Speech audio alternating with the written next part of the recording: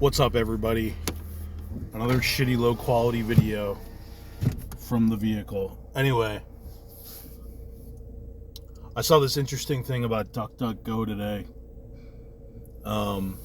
Apparently they're putting some type of ranking system to distinguish legit news from disinformation or fake news or bad news, whatever you want to call it. So people were upset about that. I found it kind of interesting. But this is in response to downranking propaganda coming out of the Kremlin. So people were upset about that because it's like, well, who's deciding what's real news and what's fake and what's a real narrative versus a fake narrative? You know what I mean? I guess the news people, like the people that work in that business, just like, who decides at a restaurant what food is legit and what's bad, or at a hospital, like what medical supplies are legit versus what are not. That's kind of the way I think about things. But people have this thing when it comes to speech or news, because they interpret the First Amendment to mean like there can't be any restrictions whatsoever on what's said. So they think like it's some type of violation or a crime, a moral crime anyway, to put any type of limitation or even filtering on speech or text. So this is the way the First Amendment is interpreted by dissidents. Because I think they find that their ideas and their beliefs are often filtered. So they interpret it as censorship when such ideas are filtered. They find themselves on the filtered side, or the side of disinformation, or whatever you want to call it. Because this could be a problem where certain narratives are allowed and others are disallowed. But when I think about it, even as a right-wing person, at least historically, the major narratives, the mainstream got right. I think people don't realize this or don't recognize this. Like, the election was stolen. The mainstream narrative that it wasn't. The dissident narrative is that it was. So if they filter anything, they filter out the disinformation that it was stolen.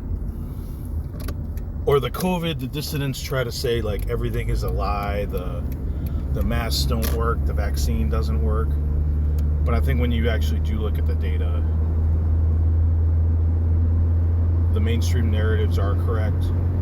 Let's see, Russia collusion, I guess there was some degree of that, although I didn't look into it. But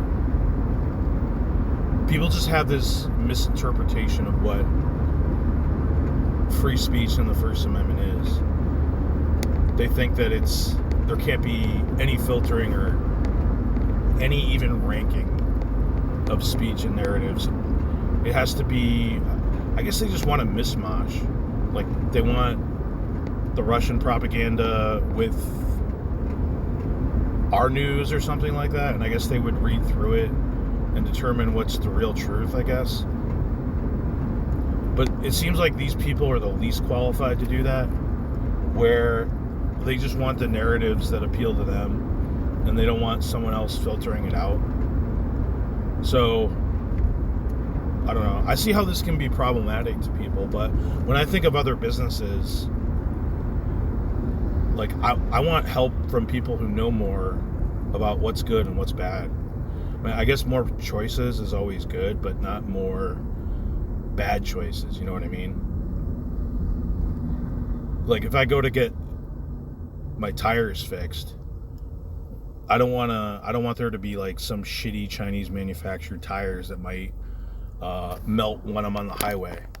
I want the guy to be like, oh yeah, first I would want him not to carry it at all. But if they did carry it, I'd want the guy to be like, oh yeah, you don't want these, they suck, I wouldn't be like, hey, Like, don't filter for me. I want to make my own choice. You know what I mean? I just don't think this is the way society works. People just don't want to have their narratives taken away from them. They feel like they're being violated somehow. I don't know. It all seems stupid to me. Plus, they're not getting rid of this so-called disinformation. They're downvoting it. So, like, the people that use DuckDuckGo that aren't these dissidents, they're just, I don't know, people that use DuckDuckGo. There's millions of people that use it, right? They want the best results, and who decides what the best results are? Well, the people at DuckDuckGo. I don't know. Like, that's the search engine business that they're in. Just like any other business would choose, you know, you go to a Mexican restaurant, they pick the best jalapenos for the right price or whatever, and you trust them to do it because you're not going to fucking do it, right? That's the whole point. So, kind of reminds me of my discussion when I went on BPF's channel, and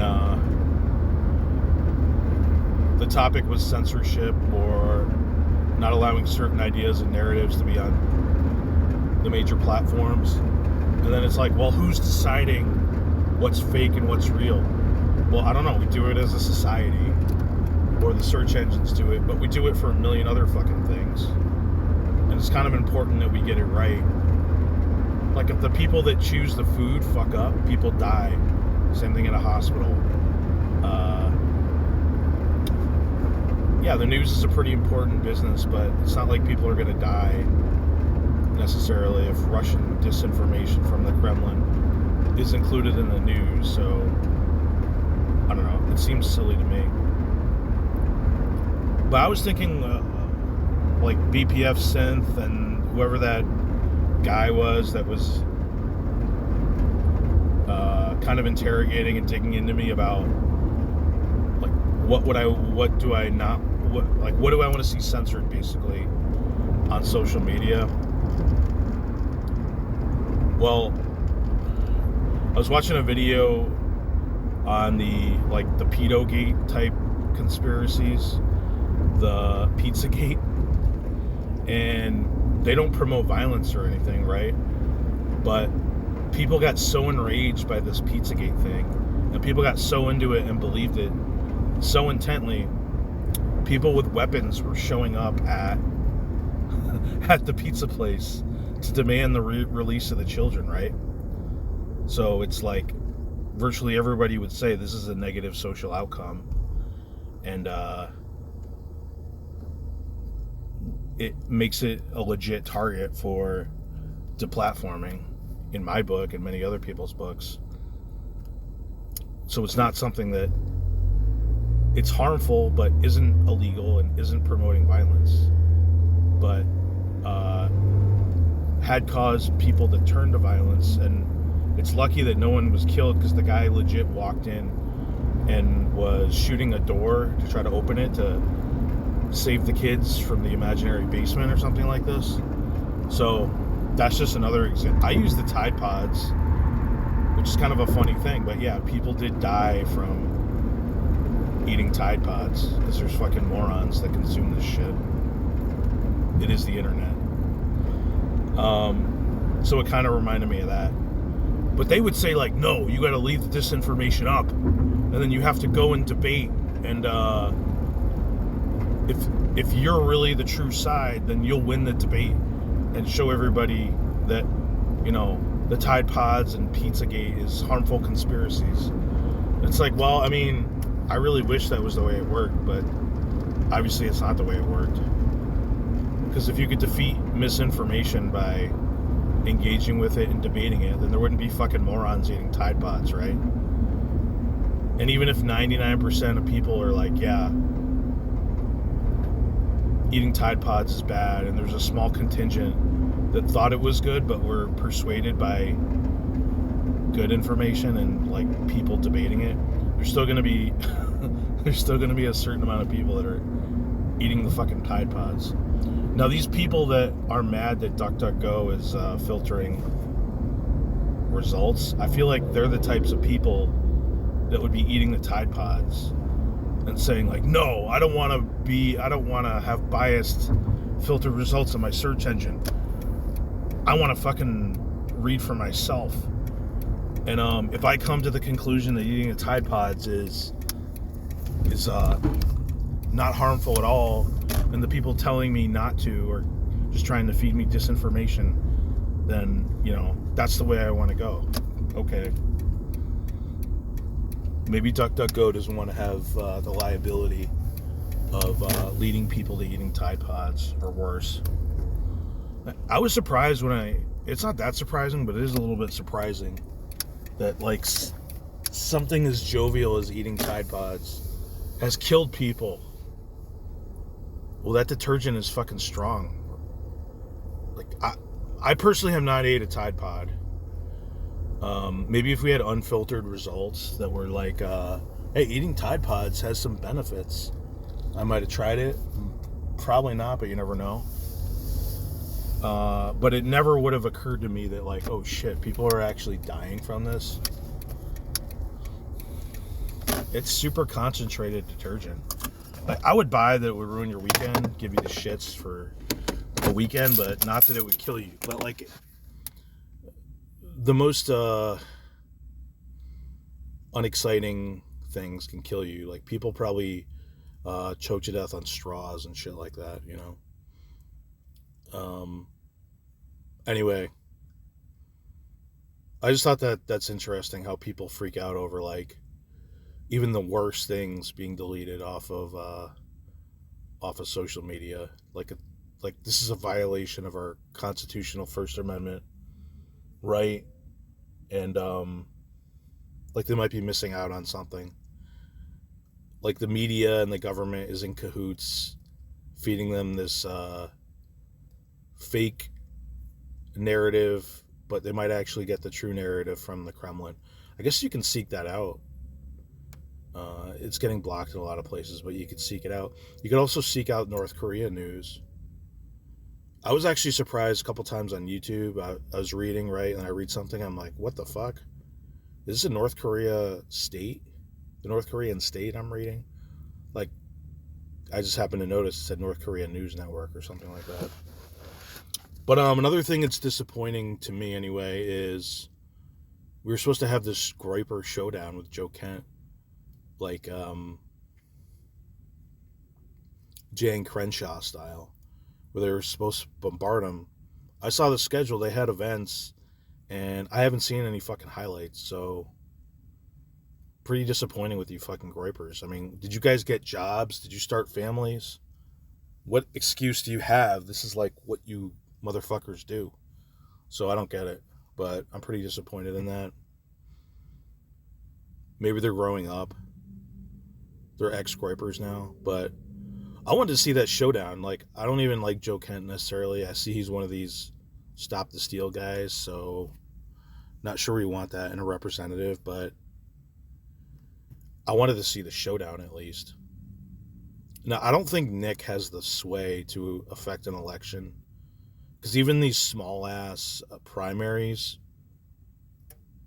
there's still, 10, 20, maybe as many as 50,000 people voting in them. And you really think Fuentes is going to sway an election like 1,000 votes one way or the other? But think about how many Groypers there are on the national level and divide that however many ways. Like, how many fucking Groypers would there be in, what do they call them? Like a House segment, a House district? Maybe like a couple dozen at most. And there's all types of advertisements and TV and print and all this shit. And Nick's mostly the platform, so like, how much could he really fucking sway an election? Most of the Groyper America First power, I'm doing quotation marks right now, whatever, is really just all bluster and talking and media coverage and outrageousness versus like real actual electoral sway. Like, I was looking at the numbers. You know what I mean? And it's like, how much could he actually sway? The easiest election to sway would be one of these electoral House primaries, because the fewest number of people vote.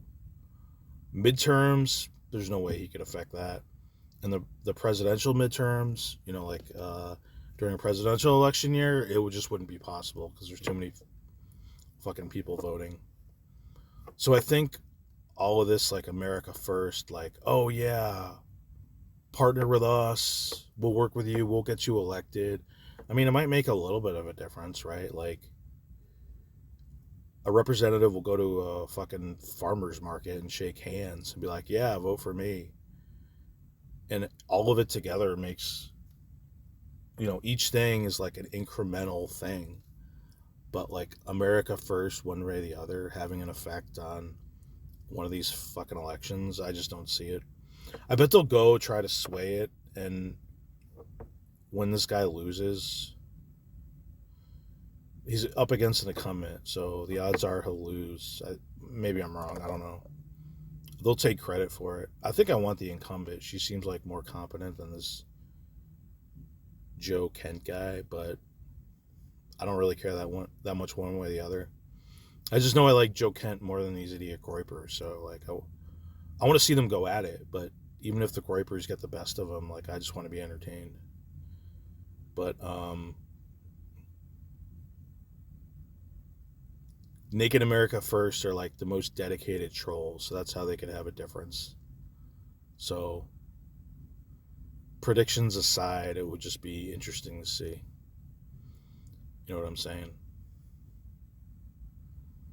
Anyway, that's the only there was a good debate on BPF's channel, The Crucible, about Israel-U.S. relations. It was pretty decent, but these things always become clusterfucks. They don't necessarily resolve anything. But BPF and his channel is just good shit, so hopefully they keep growing. We'll get different people in there. More people, different people, bigger guests, more interesting guests, whatever. And there'll be more stuff like that. Halsey's going on tonight, so that should be pretty interesting. Anyway, everyone have a good day.